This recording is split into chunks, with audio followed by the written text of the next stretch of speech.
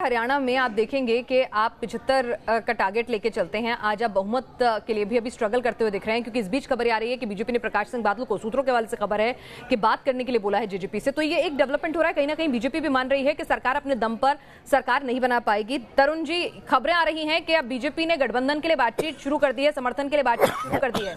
क्या आप मान रहे हैं कि हरियाणा में अपने दम पर सरकार नहीं बन रही है? तरुण चुग साहब, ऐसा है कि पहले तो मैं अपने मित्रों को काफी समय से सुन रहा था। आर्थिक रूप से भारत मजबूत हुआ है 6 सालों से।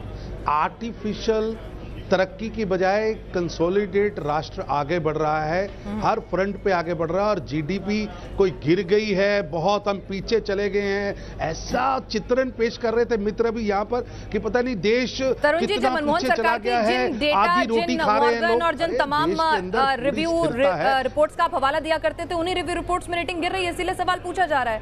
यार्डस्टिक तो वही नहीं है। नहीं, उन्हीं रिव्यू रिपोर्ट। अरे मेरा आपसे कहना है, आप एक छोटी सी तिमाही की रिपोर्ट को 6 साल के कार्यकाल से मिल देंगे और ऐसा मानेंगे कि देश में लोग आधी रोटी खाना शुरू कर दिए हैं। और क्या राष्ट्रीय अस्मिता इस देश के अंदर मुद्दा नहीं है?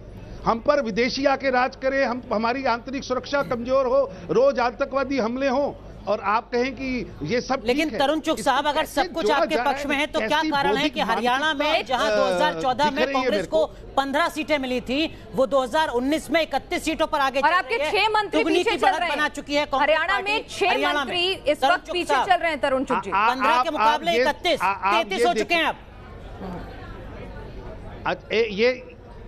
ये मेरा से कहना है, ये आप इस बात का भी इसको दूसरी तरह से आंकलन लीजिए कि हम दूसरी बार भी 44 सीटों पर इस समय आगे हैं और महाराष्ट्र में हम पूर्ण बहुमत में से ज्यादा हैं और यहां बहुमत में पहुंचने वाले हैं।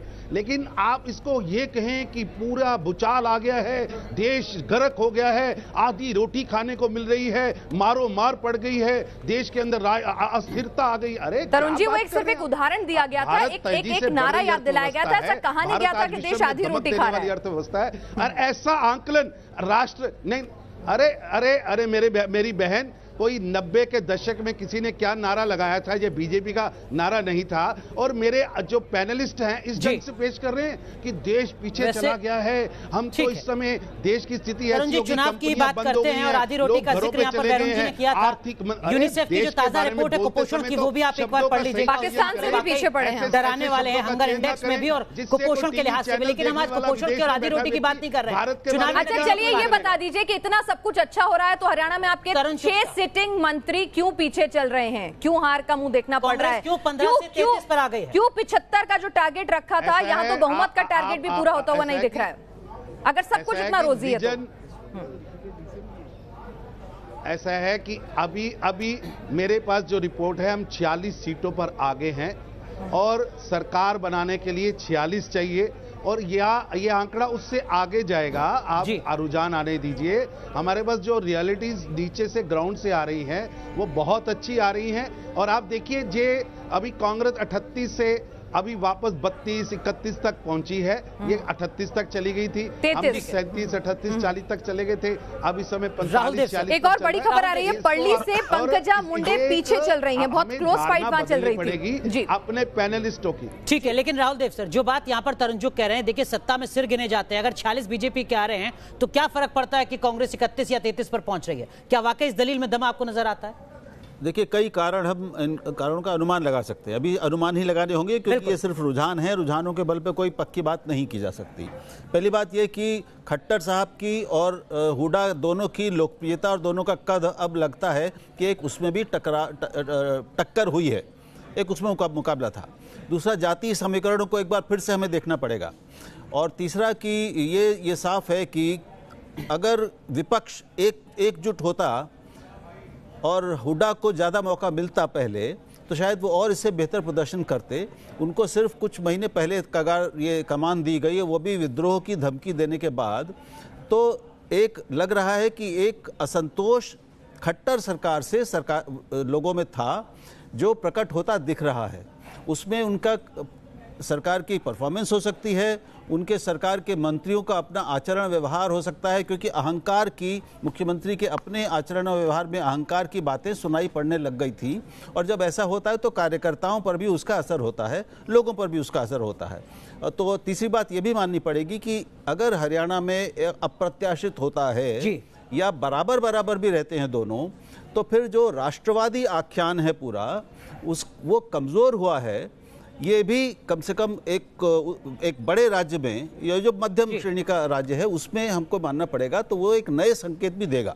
हालांकि महाराष्ट्र के संकेत बिल्कुल अलग हैं, लेकिन इसका कारण भी अलग। राहुल देव जी, महाराष्ट्र के संकेत की अगर बात करें तो आप अपनी परफॉर्मेंस को मैचअप नहीं कर पा रहे हैं, पुरानी परफॉर्मेंस को दोहरा या उससे आगे नहीं जा रहे हैं, शिवसेना को आपसे ज्यादा फायदा हो रहा है, तो वहां भी कुछ तो आत्मचिंतन की जरूरत वहां भी बनती है। जीत है आपकी, निश्चित तौर पर जीत है, और एंटी इनकम्बेंसी को पार करते हुए जीत है, उसकी बधाई है, लेकिन वो जो हम बात कर रहे हैं उसको भी नकारा नहीं जा सकता।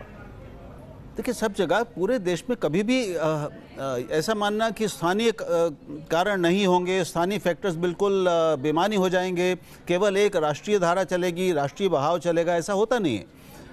तीन चीज़ें, दो प्रधानमंत्री मोदी, अमित शाह और मुख्यमंत्री, वहाँ पर इन तीनों का प्रभाव आपको दिख रहा है महाराष्ट्र में। यहाँ पर खट्टर उस मामले में थोड़े कमज़ोर हमको नज़र आ रहे हैं। ठीक है। इसके अलावा जाति समीकरण अलग हैं, वहाँ बहुत ज़्यादा चतुष्कोणी, 4-4-4 या कई जगह 5 कोणी मुकाबले भी थे महाराष्ट्र में, यहाँ पर वैसे नहीं थी। वहाँ कांग्रेस के नेतृत्व का संकट बहुत बड़ा था। अपनी सबसे बड़ी चुनौती के बावजूद कांग्रेस एनसीपी के भीतर आपसी मतभेद काफ़ी थे, आपसी खींचतान बहुत थी, वहाँ पे रिबेल्स भी काफ़ी थे जी, रिबेल इनमें भी थे, विद्रोही बीजेपी और शिवसेना में भी थे। तो ये अलग अलग फैक्टर्स हैं, वो भी काम करते हैं। तरुण जी, तरुण चुग साहब कुछ कहना चाह रहे हैं, आप कहिए अपनी बात, फिर राहुल डवास के पास पहुंचते हैं। जी तरुण जी। ऐसा है कि आप भूलिए मत कि पिछली बार शिवसेना और बीजेपी ने अलग अलग चुनाव लड़ा था, इसलिए एक बड़ा दायरा था दोनों के लिए लड़ने के लिए, और इसलिए परिणामों पर उसका असर था। इस बार दोनों मिलके लड़ रहे थे और थोड़ी सीटों पर लड़ रहे थे। इसके बावजूद आप देखिए इतनी बड़ी जीत कि आज 185-186 सीटों पर आगे आना, और ऐसे दौर में आगे आना जब आप 5 साल सरकार चला के आ रहे हैं और परफॉर्मेंस पे वोट मिल रहा है और आप 186 सीटों पर आगे आए हैं। मैं समझता हूं महाराष्ट्र में जहां राष्ट्रीय मुद्दे थे, वहां हमारी क्लीन इमेज कि हमारी सरकार का, मुख्यमंत्री का, हमारी सरकार का अक्स ईमानदार का था, हमने काम ईमानदारी से किया, गरीबों के लिए जो काम हुआ है उसका रिवर्ट बैक हमें गरीबों ने दिया है। और ये भी बात सिद्ध हुई है दोनों जगह के चुनाव से कि नरेंद्र मोदी की सरकार यानी गरीबों की सरकार, और नरेंद्र मोदी गरीबों के मसीहा हैं। मान लिया महाराष्ट्र में सरकार का काम, अच्छा चेहरा, साफ सुथरी छवि, सब आपके काम आया, आपके सारे पॉइंट्स अगर मान लिए जाएं, तो फिर हरियाणा में तो वो सब नहीं हुआ। इसका मतलब वही पॉइंट्स उल्टे पड़ गए, क्योंकि वहां पर आप 40 पर सिमटते रह गए हैं, जबकि आप भी जानते हैं कि कितना हरियाणा के अंदर हम ऐसा है। हाँ, हरियाणा के हम पहले भी मैं आपको कह चुका हूं कि अभी भी हरियाणा में हम 44 सीटों पर आगे हैं, और सरकार बनाने के लिए 46 सीटें चाहिए। निश्चित रूप से हम सरकार बनाने जा रहे हैं। और ये जो आपको लग रहा है, ऐसा है कि हरियाणा भारतीय जनता पार्टी हमेशा ही तीसरे और चौथे नंबर की पार्टी रही। पिछली बार 2014 में हमने वहां जंप लगाकर एक बड़ी पार्टी के रूप में खड़े हुए।